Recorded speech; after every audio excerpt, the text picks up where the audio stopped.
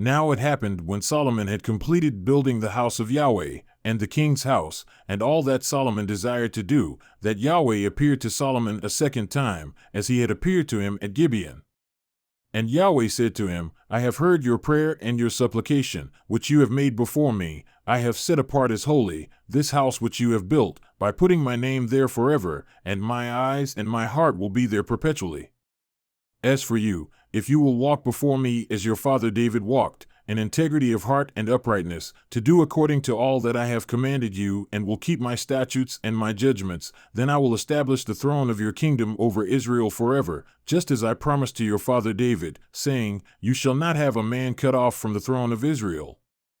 But if you or your sons indeed turn away from following me, and do not keep my commandments and my statutes which I have given before you, and go and serve other gods and worship them, then I will cut off Israel from the land which I have given them, and the house which I have set apart as holy for my name, I will cast out of my presence.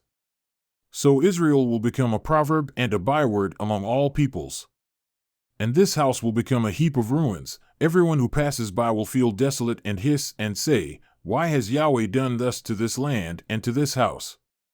And they will say, Because they forsook Yahweh their God, who brought their fathers out of the land of Egypt, and took hold of other gods, and worshipped them and served them, therefore Yahweh has brought all this calamity on them.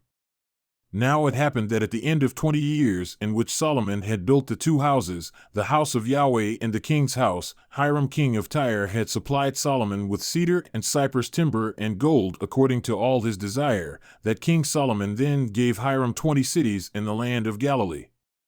So Hiram came out from Tyre to see the cities which Solomon had given him, and they were not right in his eyes. And he said, What are these cities which you have given me, my brother? So they were called the land of Kabul to this day. And Hiram sent to the king 120 talents of gold. Now this is the account of the forced labor which King Solomon raised up to build the house of Yahweh, his own house, the Millo, the wall of Jerusalem, Hazor, Megiddo, and Gezer. For Pharaoh king of Egypt had gone up and captured Gezer and burned it with fire, and killed the Canaanites who lived in the city, and had given it as a dowry to his daughter, Solomon's wife.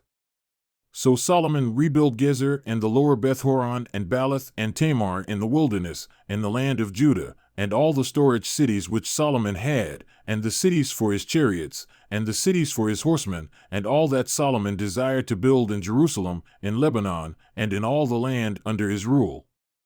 As for all the people who were left of the Amorites, the Hittites, the Perizzites, the Hivites, and the Jebusites, who were not of the sons of Israel, namely, their sons who were left after them in the land whom the sons of Israel were unable to devote to destruction, from them Solomon raised up forced laborers to this day.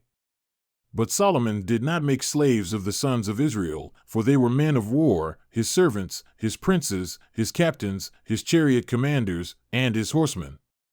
These were the chief deputies who were over Solomon's work, 550, who had dominion over the people doing the work.